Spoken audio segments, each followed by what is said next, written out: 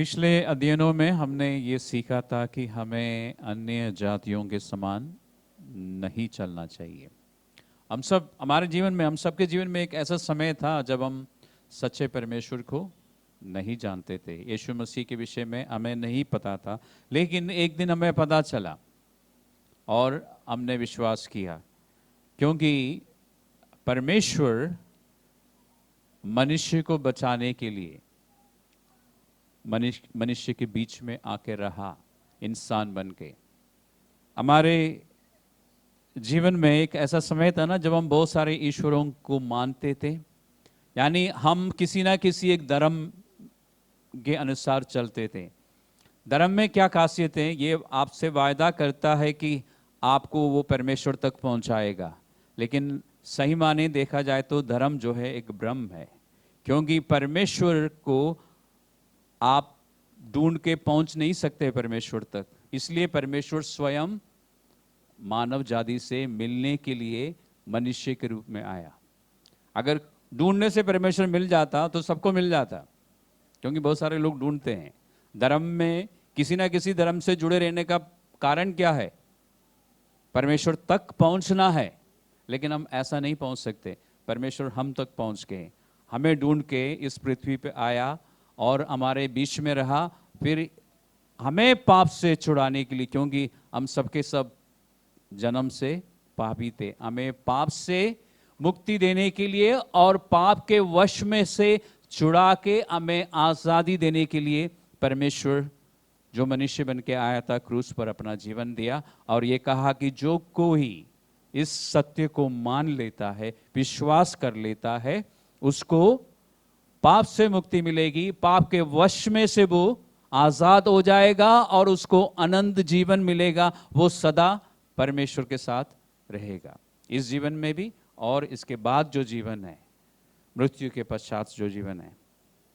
तो ऐसा परमेश्वर ने हमारे लिए किया, और उन लोगों से जिन्होंने उस महान काम को मान लिया है, जो परमेश्वर के बन गए हैं, क्योंकि जिस दिन भी आपने विश्वास किया, पिछले संडे भी मैंने आपको कहा था कि उस दिन परमेश्वर हमारे लिए पिता बन गया और हम उसकी संतान हैं। ये जरूरी है। अब परमेश्वर सिर्फ परमेश्वर नहीं, हमारे लिए जिन्होंने विश्वास किया वो पिता है। इसलिए हम उसके पास हियाब से जा सकते हैं, बातचीत कर सकते हैं, मांग सकते हैं, अपनी सारी शिकायत उसके सामने रख सकते हैं।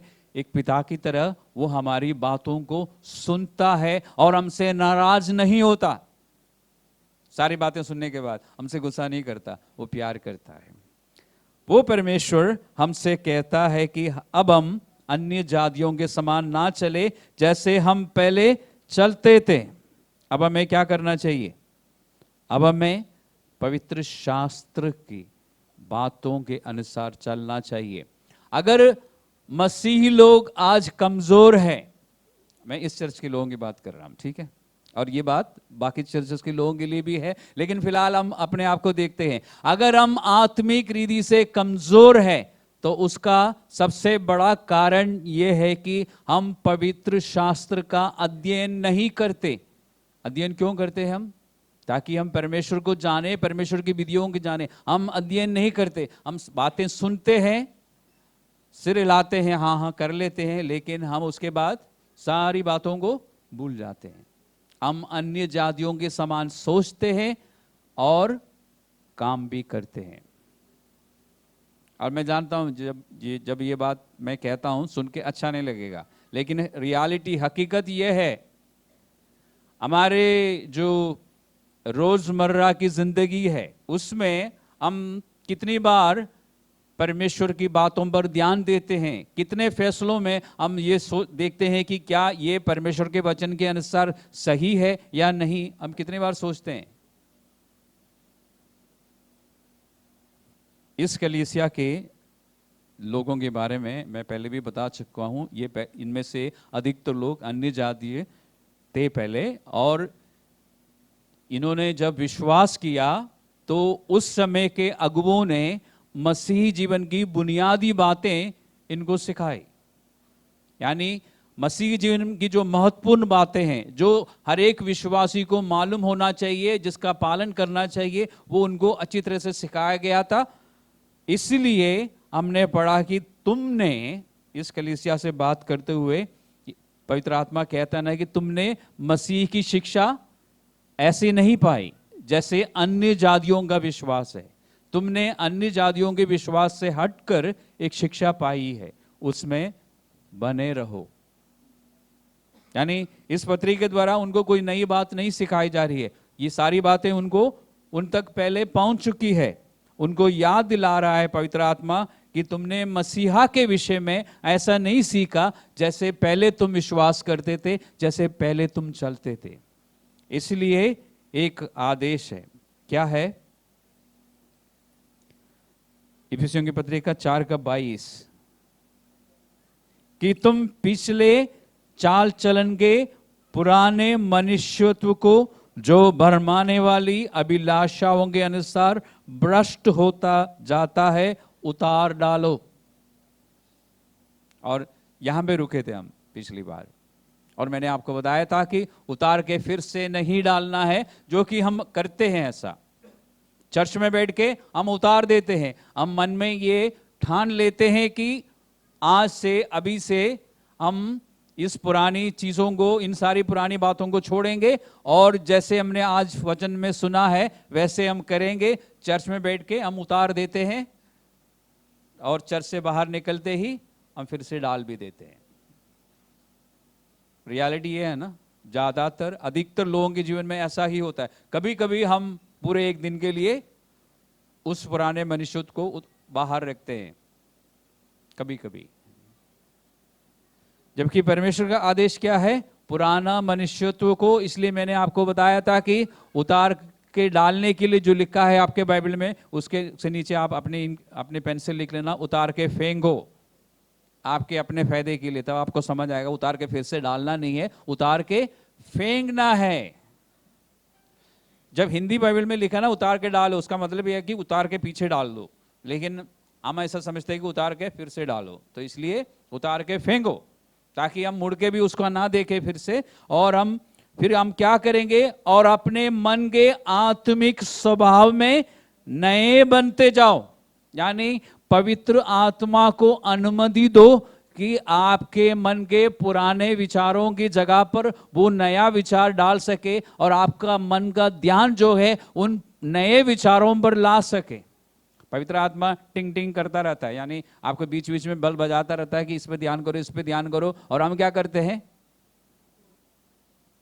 सबको पता है, अपना अपना सबको पता है। और हम ये कहते हैं जरूर है कि मैं अभी प्रार्थना कर रहा हूं। सब कहते हैं ना, मैं एक बात को लेकर प्रार्थना कर रहा हूं ताकि मुझे पता चले कि परमेश्वर की इच्छा क्या है। मैं भी करता हूं, आप लोग सब करते हैं।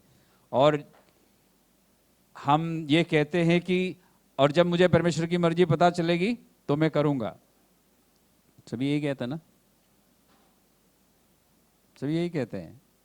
और परमेश्वर की मर्जी जो वचन में प्रकट है, जो आप पढ़ते रहते हैं, उसको आप क्या करते हैं? पढ़ के बंद कर देते हैं। और हम इस बात को भूल जाते हैं कि जब आप बाइबल खोल के पढ़ते हैं, उस समय पवित्र आत्मा बाइबल में लिखी हुई बातों के द्वारा आपसे बात कर रहा है।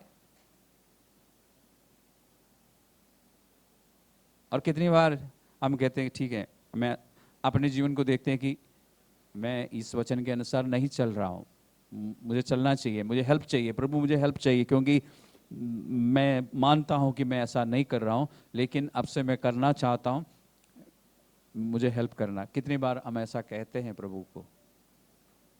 पुराना मनुष्यत्व को उतार डालना है, फेंकना है, नया मनुष्यत्व को पहनना है।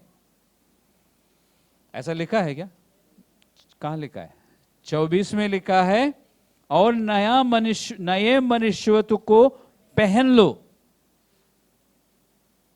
तो पुराने को उतार के फेंकना है, नए को पहनना है। इस नया मनुष्यत्व जो है आपके अंदर है। अगर आपने नए सिरे से जन्म पाया है, अगर आपने यीशु मसीह के उस बलिदान को ग्रहण किया है, तो आपके अंदर, आपकी आत्मा में वो नया मनुष्यत्व है, नहीं तो नहीं है।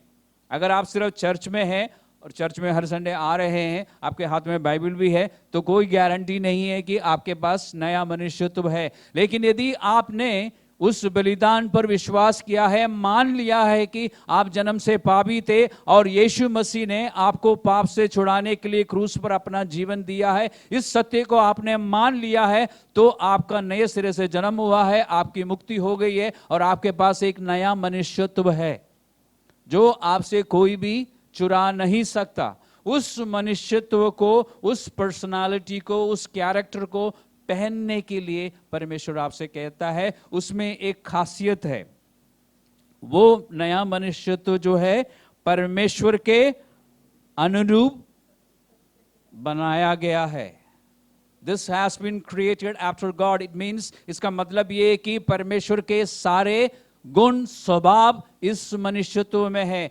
This personality, this new man has the character of God. यानी परमेश्वर की तरह आप प्यार कर सकते हैं लोगों को, परमेश्वर की तरह आप धीरज रख सकते हैं, परमेश्वर की तरह दूसरों पर करुणा दिखा सकते हैं, सहानुभूति दिखा सकते हैं, परमेश्वर की तरह लोगों को आप सह सकते हैं, बर्दाश्त कर सकते हैं, और परमेश्वर की तरह अपने गुस्से को रोक के रख सकते हैं। हमारे हरकतों के अनुसार अगर परमेश्वर हम पर गुस्सा करते तो हमारा क्या हाल होता? कभी जरा सोच के देखिए, 30 मिनट 30 सेकंड में।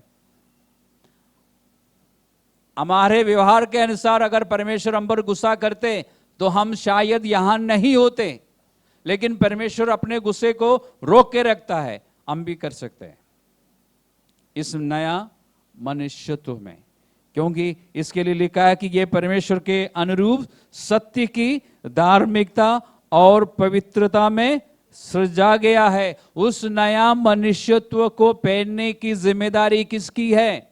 मेरी है। कोई भी आके जबरदस्ती आपको नहीं पहना सकता, पवित्र आत्मा भी नहीं कर सकता। पवित्र आत्मा आपको सिर्फ ये कह सकता है कि इस नया मनुष्यत्व को पहन लो। और यहां पर ध्यान रखना, परमेश्वर एक ऐसी कलीसिया से बात कर रहा है जो बुनियादी शिक्षाओं के अनुसार चल रही है, क्योंकि इसी पत्री का पहला अध्याय में शुरुआत में ही आपको मिलेगा कि इफिसुस की कलीसिया का नाम जो प्रभु यीशु मसीह में विश्वास योग्य है, यानी जो शिक्षा उनको मिली थी उसके अनुसार चलने की कोशिश में थे वो। मैं नहीं कह रहा कि वो परफेक्टली चल रहे थे विश्वासी लोग, लेकिन कोशिश में थे। परमेश्वर की ओर से उनको शाबाशी मिली है कि ये विश्वास योग्य है, वफादार है। और मैंने बहुत पहले आपको कहा था कि हमारे अंदर परिवर्तन लाने के लिए, यानी इस नया मनुष्यत्व को पहनने के लिए शुरुआत कौन करता है? पवित्र आत्मा स्वयं करता है। आपको उकसाता है, पवित्र आत्मा आपको समझाता है कि इस नया मनुष्यत्व को पहन लो।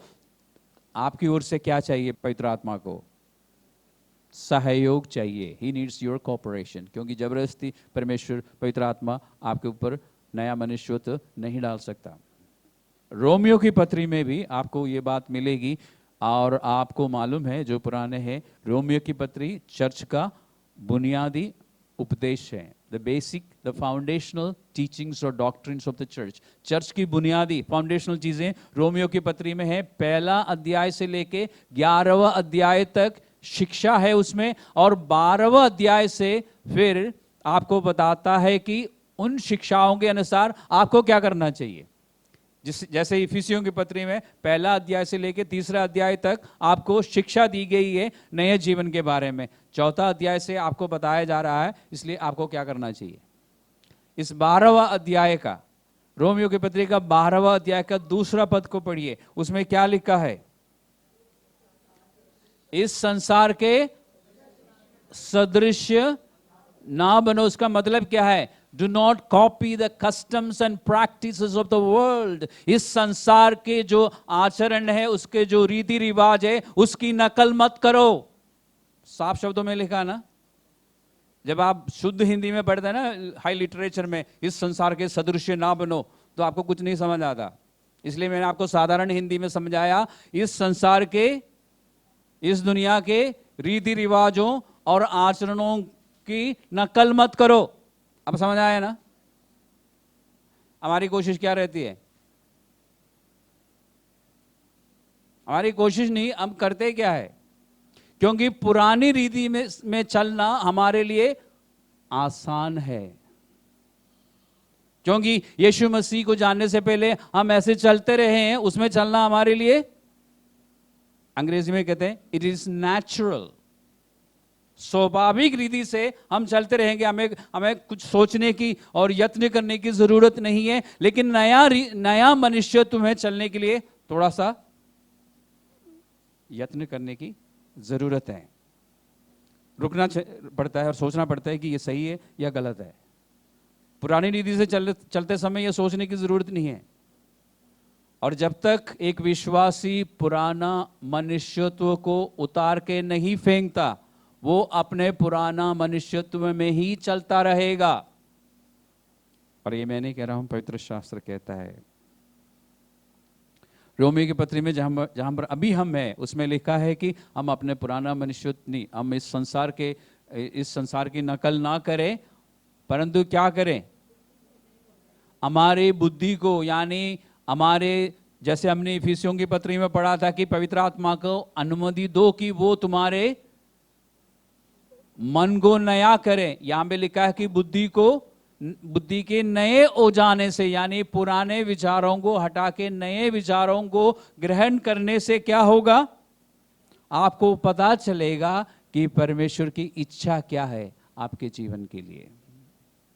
परमेश्वर की भली और भावती और सिद्ध इच्छा आपके लिए क्या है, आपको पता चलता रहेगा। बाइबल पढ़िए, बाइबल के अनुसार चलते रहिए, तो आप परमेश्वर की इच्छा के अनुसार ही चलते रहेंगे। आपको पता होगा, आपकी आत्मा में आपको पता होगा। जैसे हम जब अच्छा खाना खाते हैं, सिर्फ खाना नहीं, अच्छा खाना, पौष्टिक भोजन जब हम खाते हैं तो दिखाई देता है, कहीं दिखाई देता है उसका असर? सोच के बताना। अगर हम अच्छा हेल्दी फूड खा रहे हैं तो हमारे शरीर में उसका असर दिखाई देता है? दिखाई देता है। अगर हम जंक फूड खाते हैं, बहुत जल्दी दिखाई देता है, शरीर में दिखाई देता है ना जंक फूड का असर। और अच्छा खाना खाने से भी पता लगता है। कैसे पता लगता है? इंसान हेल्दी होगा, तंदुरुस्त होगा।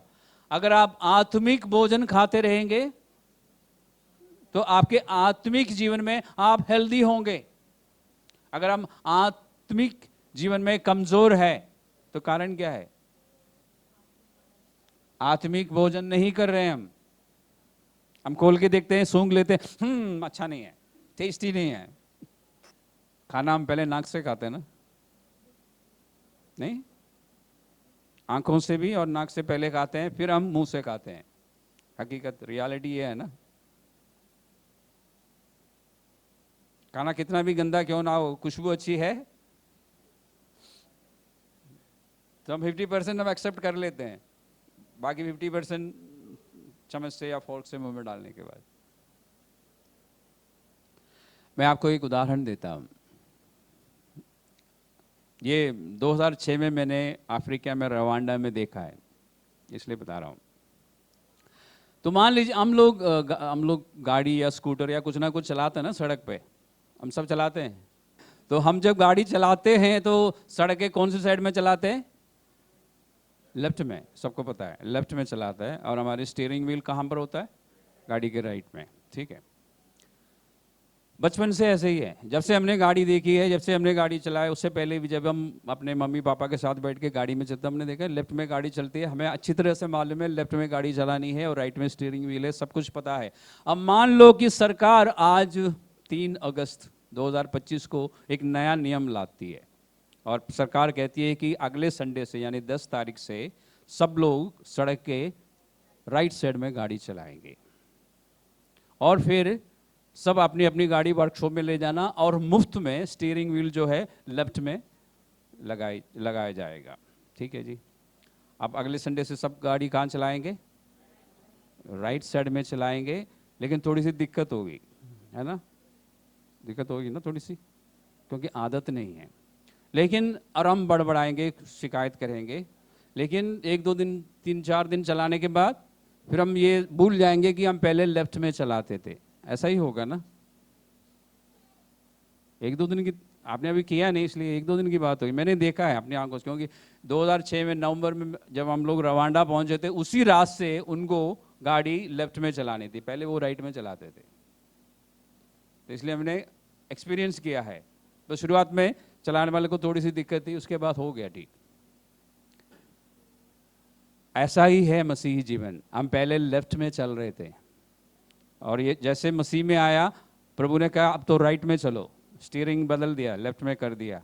और हम कहते हैं कि यार अभी तक ये कैसे होगा, ये कैसे होगा। ऐसा नहीं होना चाहिए था। राइट में चलाना शुरू करो, आप राइट में चलाते रहेंगे। ये परिवर्तन जो है ऐसा ही कुछ है। पवित्र आत्मा आपको राइट में चलाते हैं हमेशा, ताकि हम परमेश्वर के साथ हमेशा राइट रहे।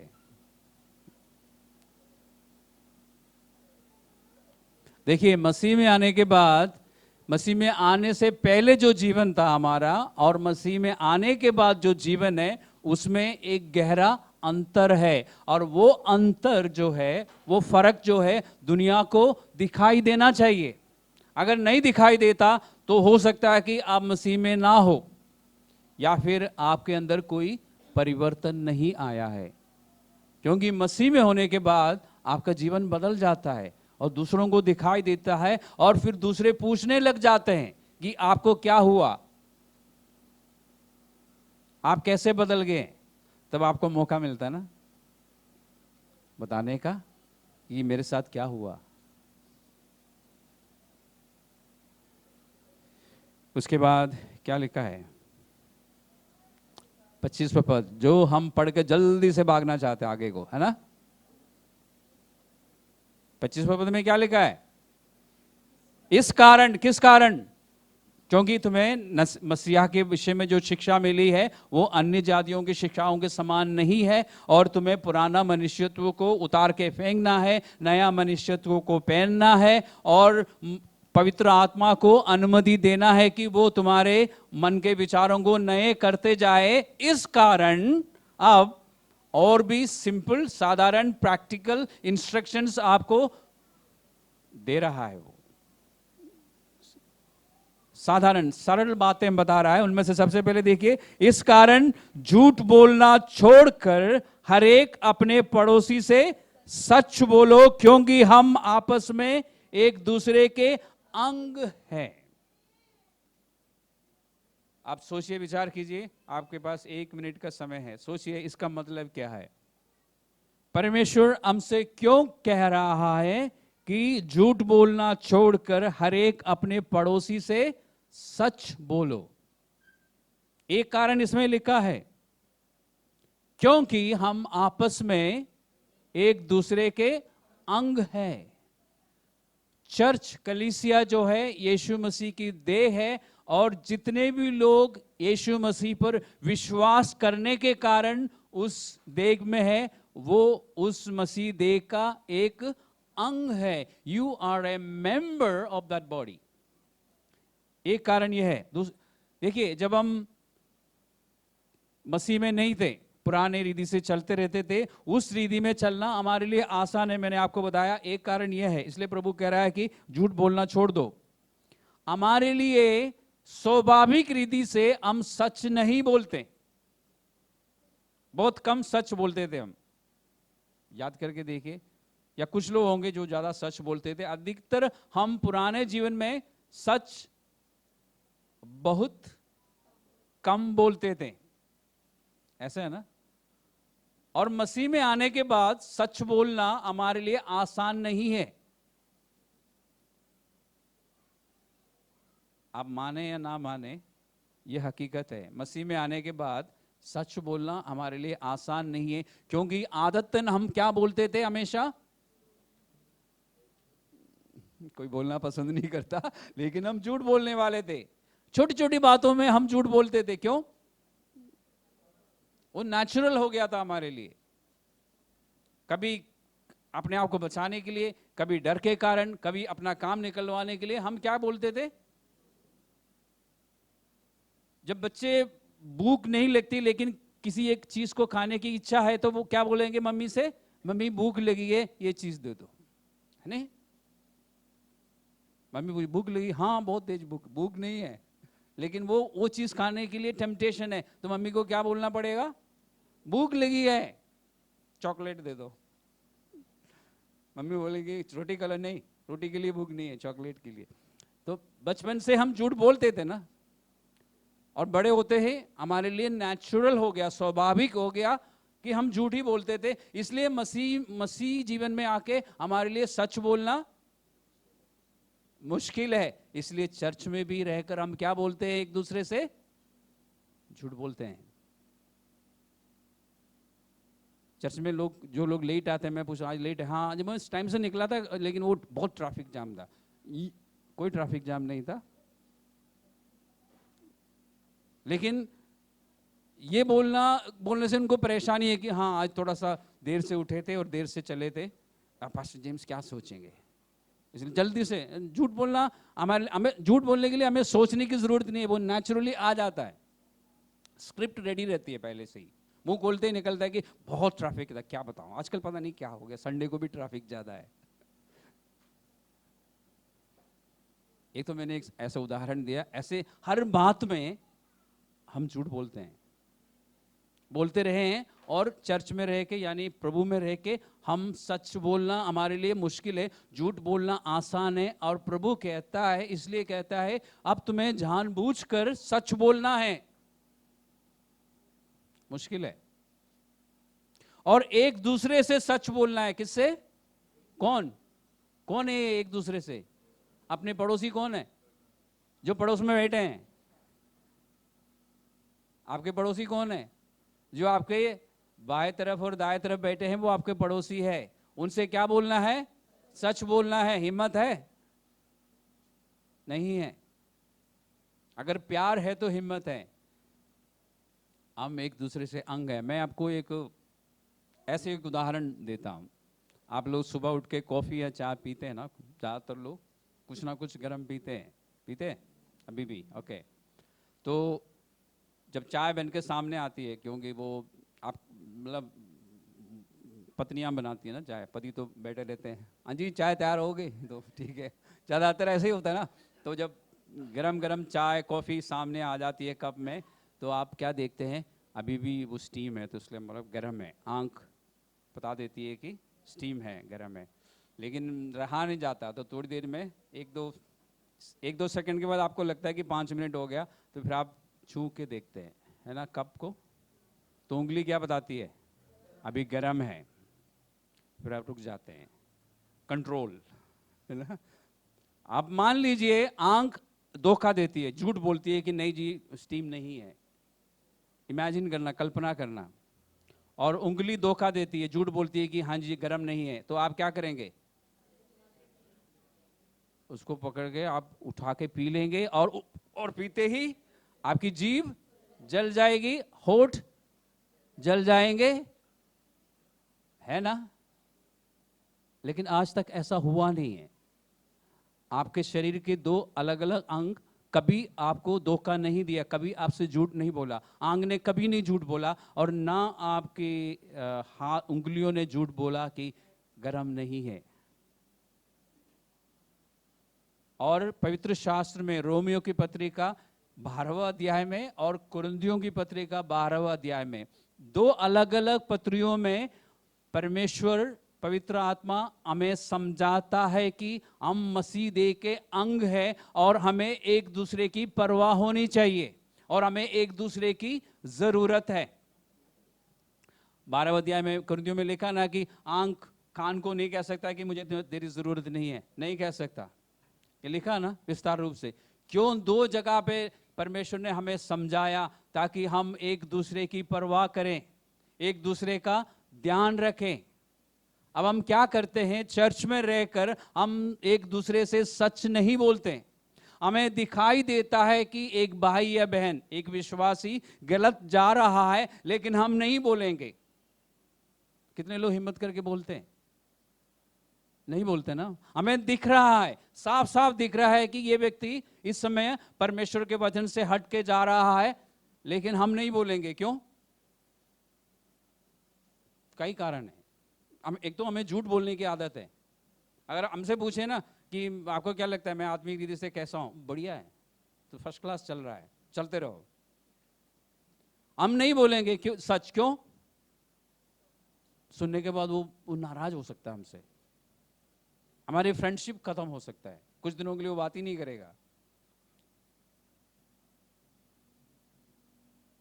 हम सबके साथ अपना रिश्ता बनाए रखना पसंद करते हैं, इसलिए हम बचपन से भी ये झूठ बोलने के एक कारण ये भी था ना, सबके साथ हमारी सेटिंग सही होनी चाहिए। सेटिंग सही करने के लिए हम क्या करते थे? झूठ पर झूठ बोलते थे, है ना? या साधारण भाषा में सबको पटा के रखना है। मसीह जीवन में भी हम पुराने सोच विचारों में चलते हैं, इसलिए हमें साफ दिख रहा है कि ये व्यक्ति गलत है, अभी इस परमेश्वर के वचन से हटके चल रहा है, लेकिन हम नहीं बोलेंगे। परमेश्वर क्या कह रहा है? हम सब एक दूसरे के अंग हैं, हमें सच बोलना चाहिए। कब बोलना शुरू करेंगे हम? अगर हम एक दूसरे से सच बोलेंगे ना, तो कलीसिया जो है, चर्च जो है, बहुत स्वस्थ, तंदुरुस्त, हेल्दी होगी। चर्च बीमार हो सकती है क्या? हो सकती है। प्रकाशित वाक्य में जाइए, वो चर्च, सारे चर्चेस बीमार थी। उनकी बीमारियों के विषय में प्रभु बताता ना कि तुम में ये कमी है, इसको ठीक कर। तो चर्च, पूरी चर्च बीमार हो सकती है, कमजोर हो सकती है। अगर हम एक दूसरे से सच बोलेंगे ना, तो हम स्ट्रोंग हो जाएंगे।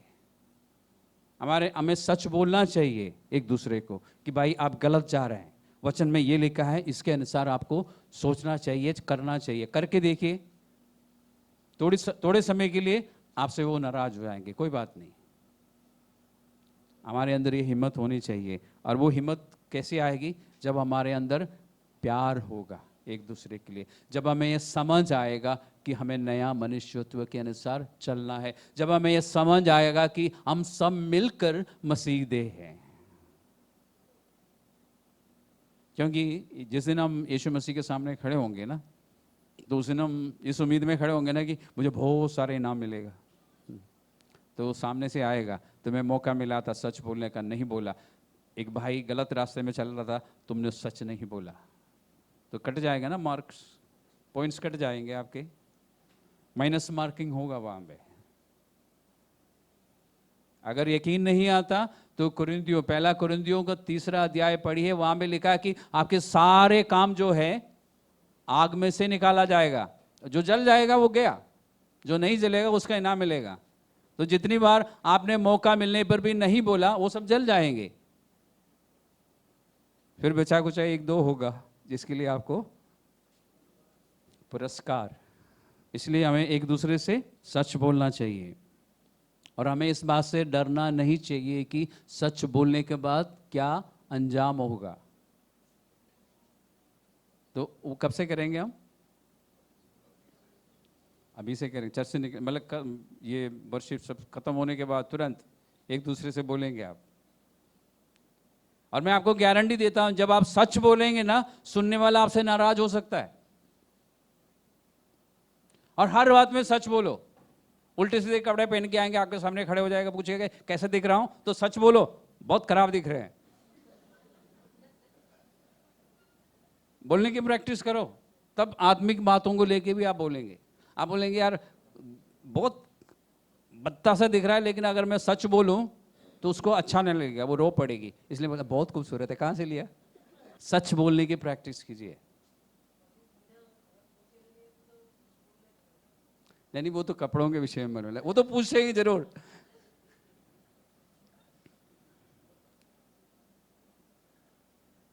देखिए, ये जो नया मनुष्यत्व को पहनने की बात मैं अभी बता रहा था ना, अच्छा और इन्होंने याद दिलाया, उस बात को लेके बात बताता हूँ।